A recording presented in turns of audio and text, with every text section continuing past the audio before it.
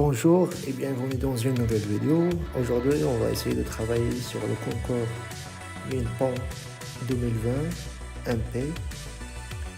On va essayer de traiter ces 4 questions. Essayez de faire une pause pour la vidéo afin de travailler tout seul toutes ces questions. Dans toute cette partie, on fixe un espace vectoriel réel E de dimension n supérieure section moins 0. La première question, soit U appartient à NE, c'est-à-dire un endomorphisme nilpotent, parce que NE, c'est l'ensemble des endomorphismes nilpotents. Montrez que la trace de U à la puissance k est égale à 0 pour tout k appartiennent à N étoile. On va prendre un élément de NE, c'est-à-dire soit U un endomorphisme nilpotent de E, et ça signifie qu'il existe un entier naturel non nul, tel que U à la puissance P est égal à 0. Or, le polynôme caractéristique de U est de la forme xu est égal à x à la puissance n, où n est la dimension. Donc, la seule racine de ce polynôme-là, c'est 0. Alors, le spectre de U est égal au singleton 0. Pourquoi?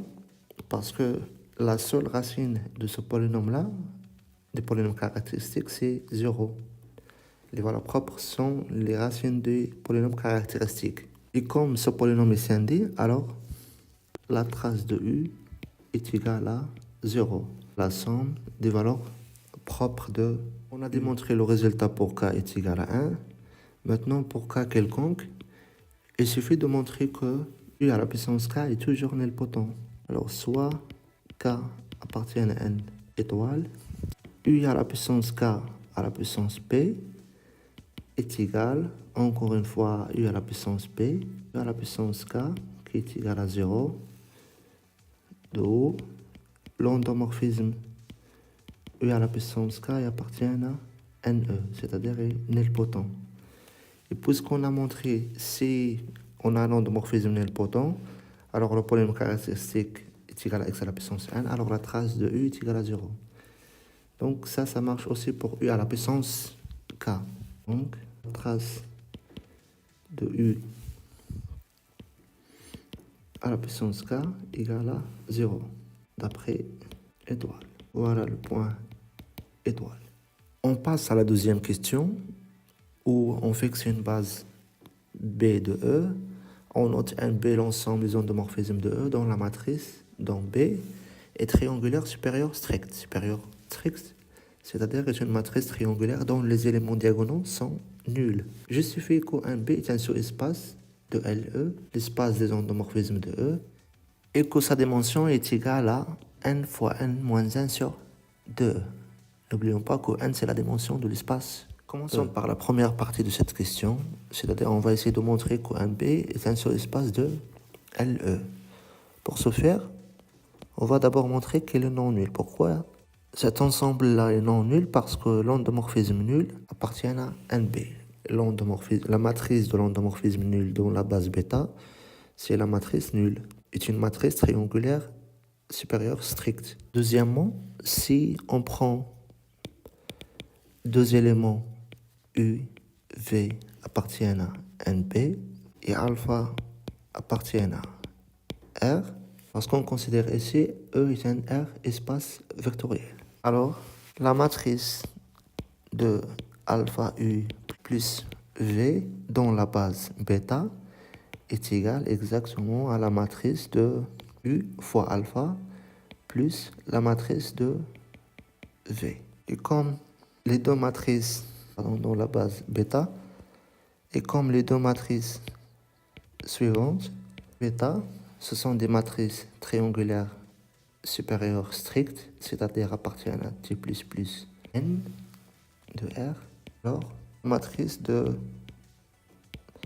alpha U plus V appartient aussi à T++ NR.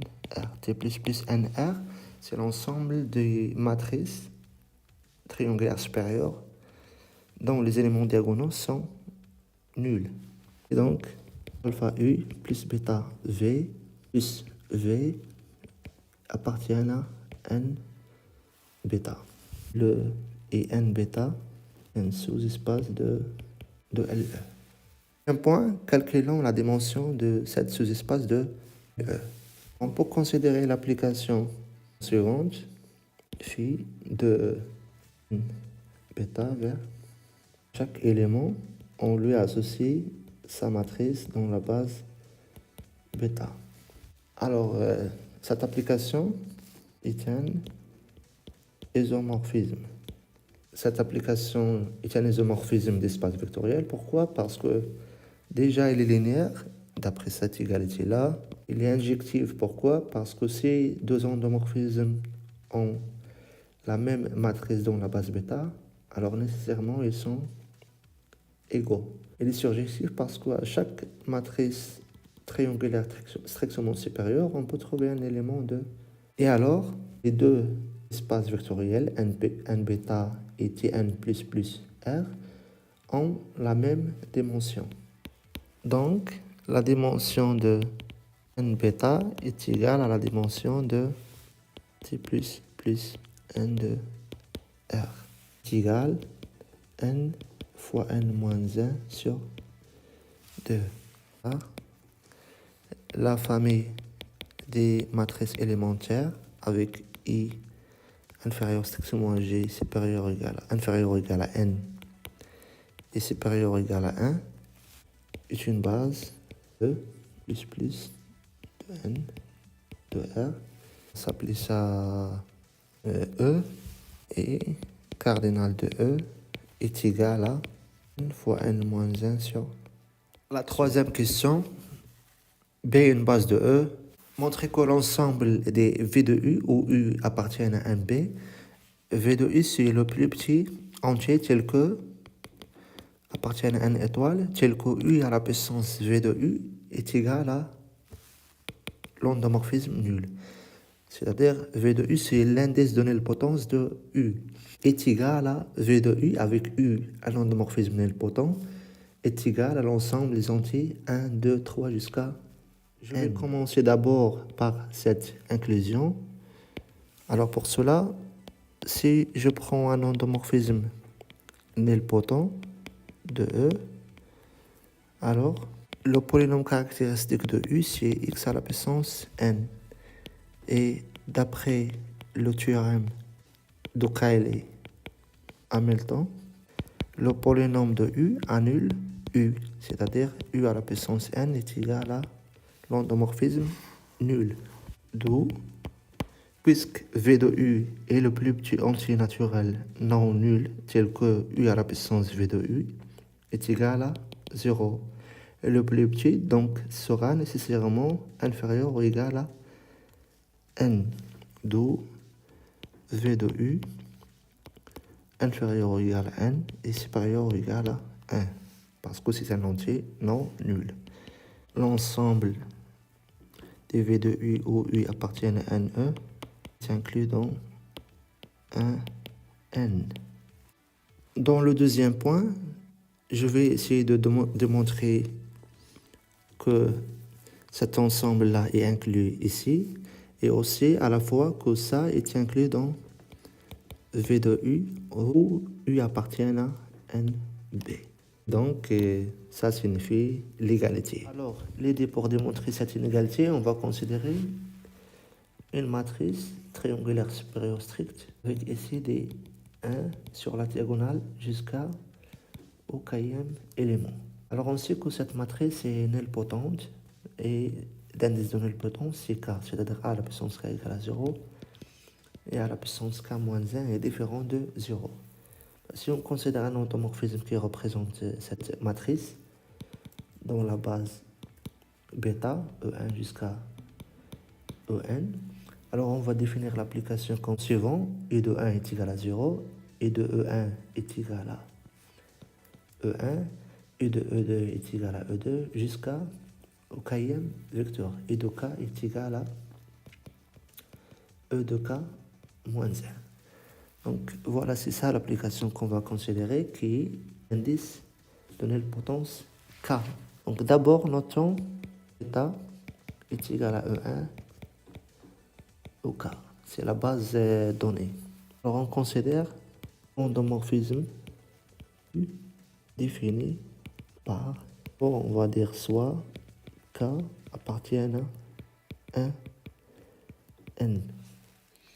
Donc, on prend un élément ici, entre 1 et N, et on va essayer de démontrer qu'il existe un endomorphisme d'indice de nilpotence K.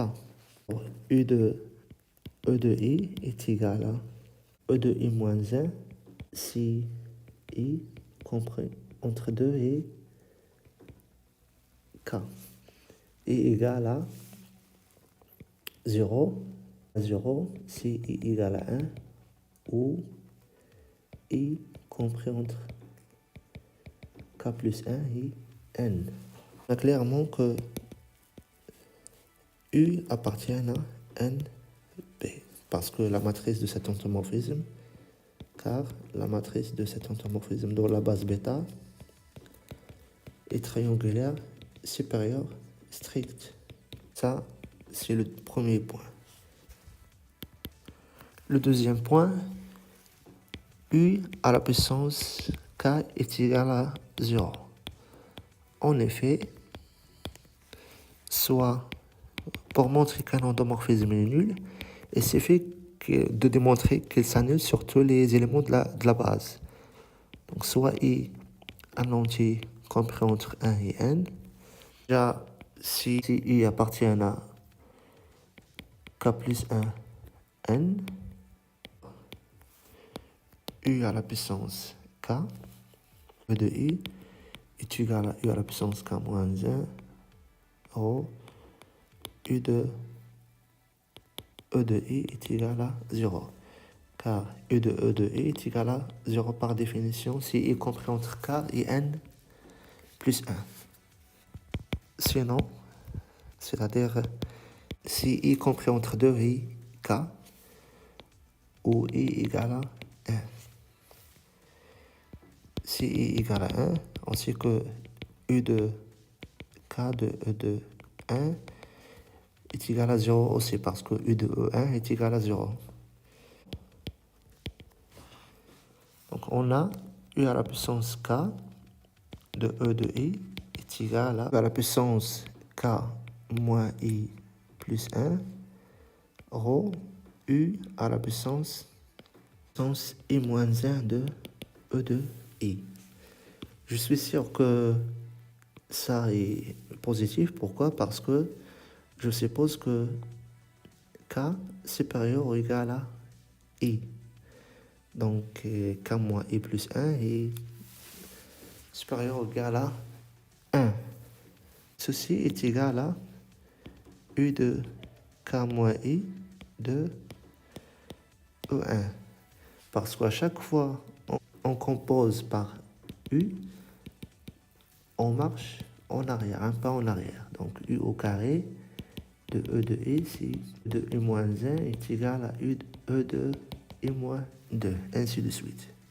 Encore une fois, j'ai oublié ici plus 1, qui est égal encore une fois à U à la puissance K moins I, U de, donc est égal à 0.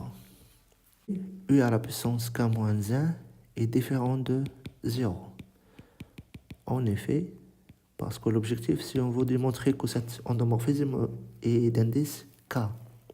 Alors il faut que U à la puissance K moins 1 soit différent de 0.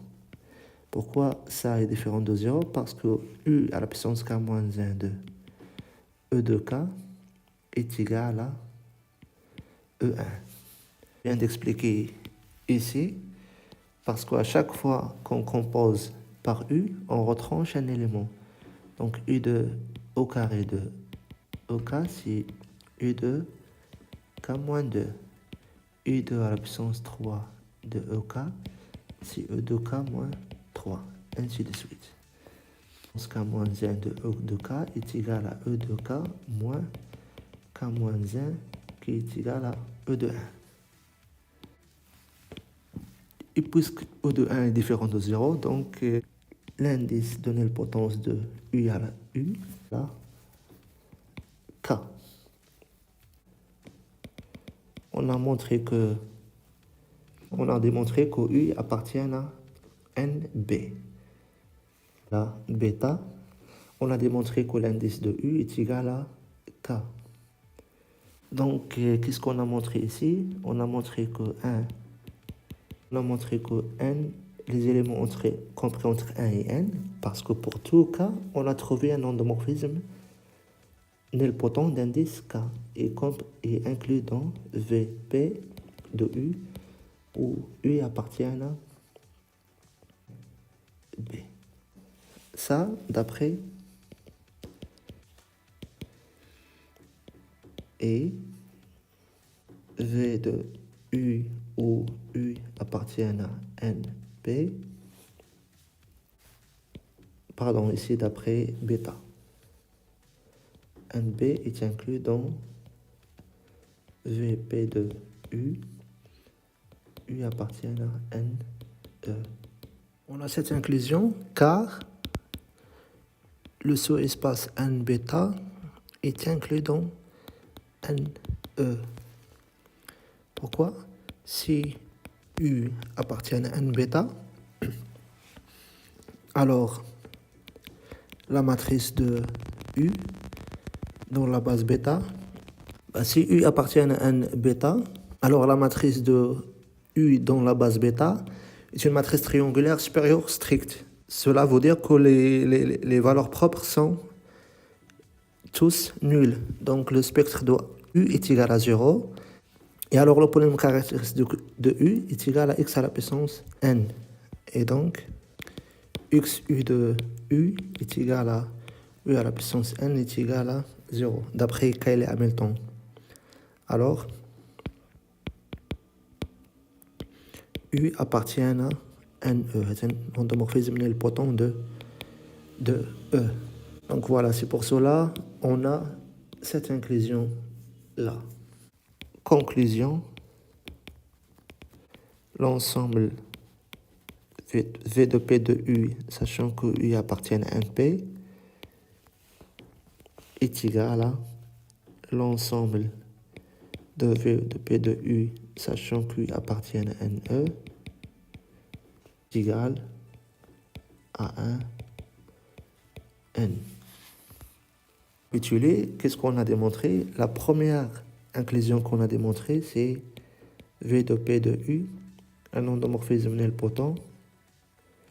Nous avons dit qu'il s'annule par le polynôme caractéristique. Donc, l'indice de nilpotence de n'importe quel endomorphisme nilpotent est inférieur ou égal à n et supérieur ou égal à 1. Donc, on a commencé par la démonstration de cette inclusion d'après le théorème de Cayley-Hamilton. Après, j'ai montré que les endomorphismes appartiennent à NP, que cet ensemble-là est inclus ici. Et j'ai démontré à la fois que aussi V de P de U, sachant que U appartient à NP, contient cet ensemble-là.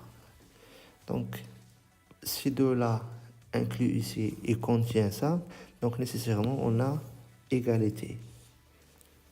Passons à la quatrième question, où on se donne un endomorphisme de E et deux vecteurs x et y de E, deux entiers P et Q, tel que P supérieur ou égal à Q et Q supérieur ou égal à 1.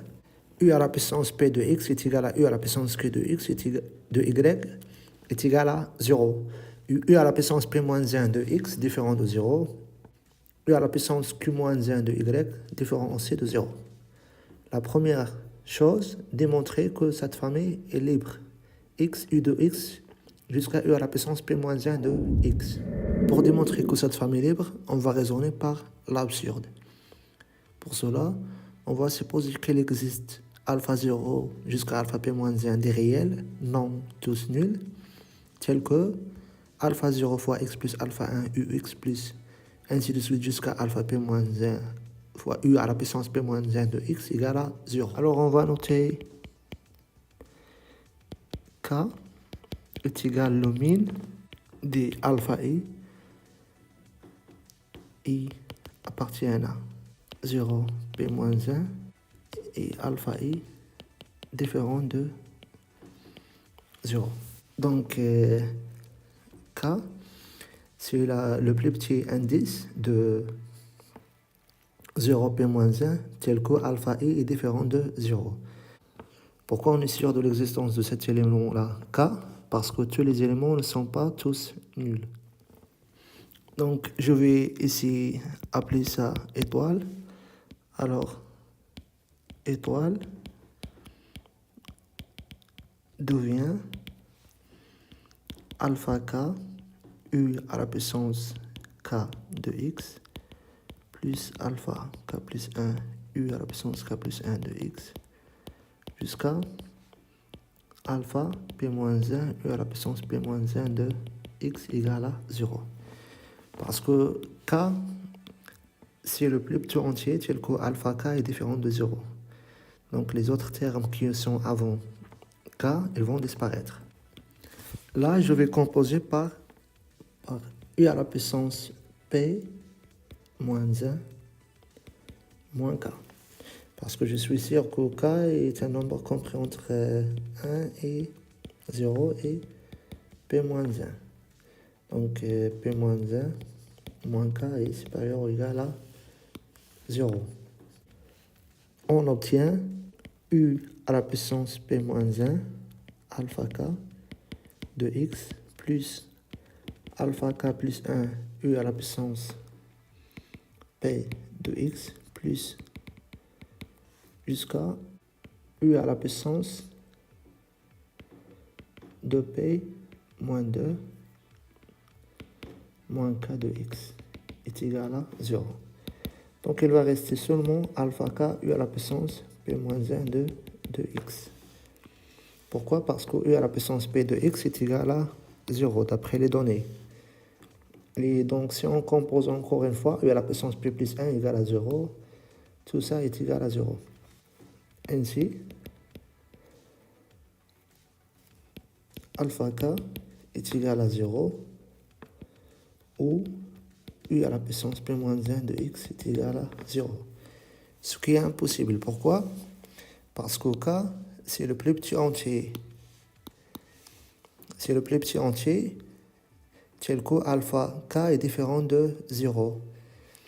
Et on a aussi dans les données que u à la puissance p moins 1 est différent de 0 de x. Ce qui est absurde. Donc, la famille x u à la puissance p moins 1 de x est libre. Travaillons maintenant sur la deuxième partie de la question. Si de plus la famille u à la puissance p moins 1 de x à la puissance q moins 1 de y est libre, alors la famille x u de x u à la puissance p moins 1 de x y u de y jusqu'à u à la puissance q moins 1 de y est libre. De même, on montre que la famille y u de y jusqu'à u à la puissance q moins 1 de y est libre, parce qu'on aura besoin de ça dans la suite. Donc on suppose que la famille u à la puissance p moins 1 de x, u à la puissance q moins 1 de y est libre, et montrons que la famille x u de x jusqu'à u à la puissance p moins 1 de x, y, ainsi de suite jusqu'à la puissance q moins 1 de y, est libre. On va essayer aussi ici raisonner par l'absurde. Donc, on va essayer de démontrer que le vecteur de x, u de x, jusqu'à u à la puissance p moins 1 de x, inter le vecteur de y, u de y à la puissance q moins 1, est égal au singleton 0e. C'est-à-dire, on va essayer de démontrer que ces deux sous-espaces sont ensemble directs. Or, la famille x, u de x jusqu'à u à la puissance p moins 1 de x est libre. De même, de la même façon, y jusqu'à u à la puissance q moins 1 de y est libre aussi. Et donc, puisque les deux sous-espaces sont ensemble directs, alors la réunion est une famille libre de ces deux familles.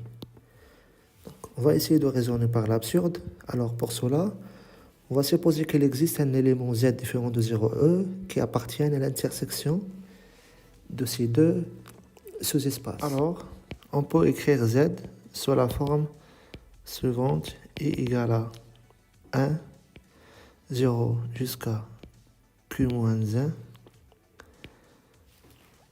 alpha i fois u à la puissance i de y. Parce que z appartient au vecteur de y jusqu'à u à la puissance q moins 1 de y. Donc on va considérer une fois,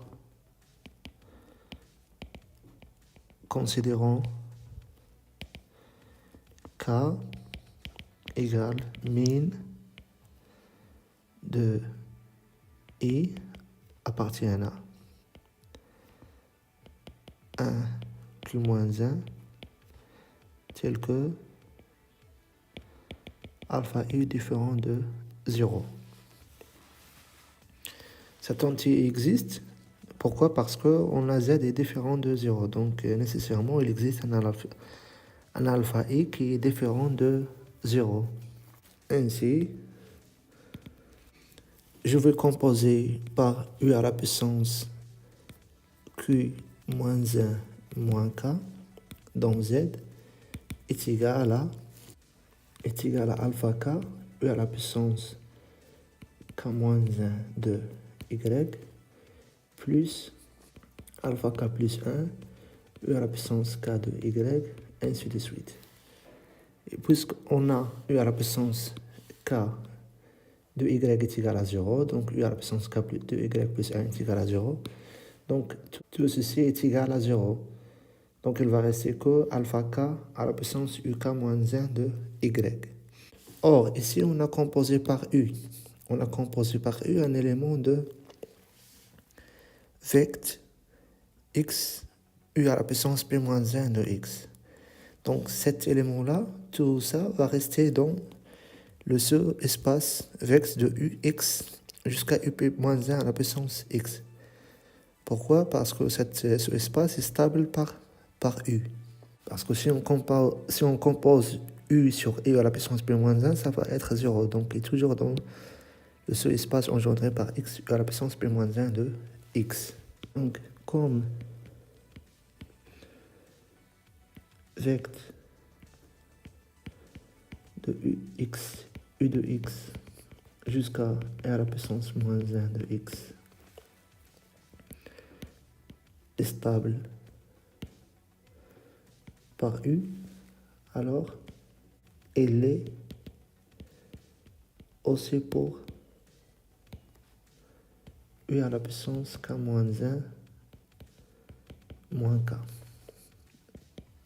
Donc u à la puissance k moins 1 moins k de z appartient à vecteur de x, u de x, u à la puissance p moins 1 de x. Alors, u à la puissance q moins 1 de y appartient au vecteur de x, u de x, jusqu'à u à la puissance q moins 1 de x. Pourquoi? Parce qu'on a démontré au départ que ça est égal à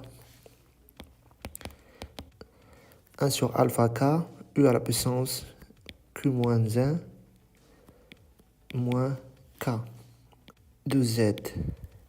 Et on a déjà démontré que ça appartient à ce espace. Ainsi, il existe bêta 1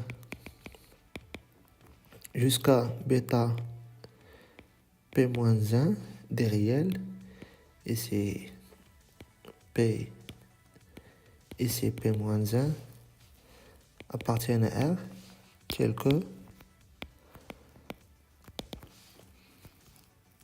u de q à la puissance moins 1 de y est égal à la somme de i égale à 0 jusqu'à p moins 1 bêta i u à la puissance i de y. Alors je vais essayez de composer ici et ici par U. On compose par U dans étoile. On obtient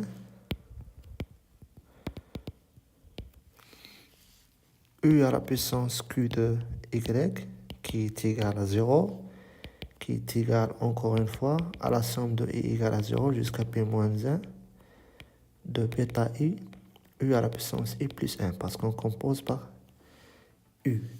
Pardon, encore une fois, ici c'est X est égal la somme de I égale à 0 jusqu'à, pour I est égal à P-1, P-1 plus 1, ça fait P. Et on sait déjà U à la puissance P de X est égal à 0. Donc la somme va rester jusqu'à P moins 2 bêta I, U à la puissance I de plus 1 de X. Je vais faire un changement d'indice. Donc j'aimerais poser G est égal à I plus 1. Alors, lorsque I est égal à 0, G est égal à 0 plus 1, ça fait 1. Et lorsque G est égal à P moins 2, G est égal à P moins 1.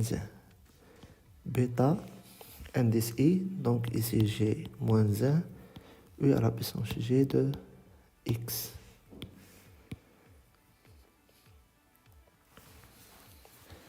Or, nous savons très bien que cette famille-là est libre. Les UG à la puissance X, OG allant de 1 jusqu'à P-1. Or, X, U de X, jusqu'à U à la puissance P-1 de X est libre parce que c'est une sous-famille d'une famille libre qui a X jusqu'à U à la puissance P-1 de X. Alors, les bêta G-1 est égal à 0, quel que soit G appartient à 1 jusqu'à P-1. Ce qui équivaut à bêta G est égal à 0, quel que soit G compris entre 0 et P moins 2. Parce que G moins 1 ici, G compris entre 1 et P moins 1, donc ce qui équivaut à G compris entre 0 et P moins 2. On reviendrait sur étoile encore une fois. On remplace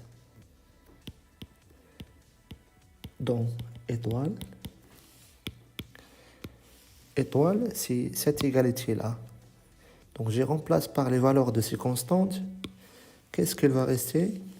Il va rester que U à la puissance Q moins 1 de Y est égal à bêta de P moins 1 U à la puissance P moins 1 de X, parce que toutes les autres constantes sont nulles. Or, la famille U à la puissance Q moins 1 de Y formée U à la puissance P moins 1 de X est libre, d'après l'hypothèse de la question.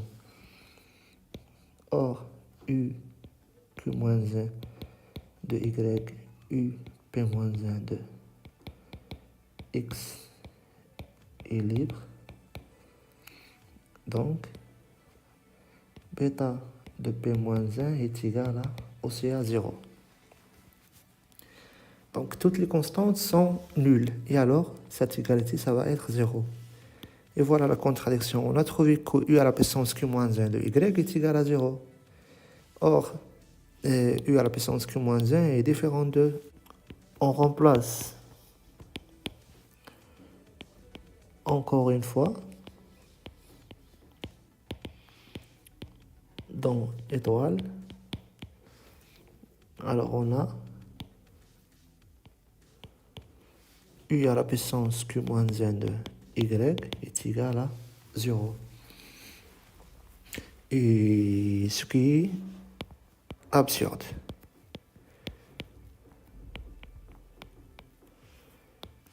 Donc, vect x, u de x, u à la puissance p moins 1 de x, inter vect y, u à la puissance q moins 1 de y, égale au singleton 0, e. Et x, u de x, jusqu'à u à la puissance p moins 1 de x, y, u à la puissance q moins 1 de y, est libre. Car on a montré que cette famille-là, ces deux sous-espaces sont supplémentaires. De plus, cette famille est libre et cette famille est libre. Donc, toute cette famille-là, ça va être aussi libre parce que la somme est directe.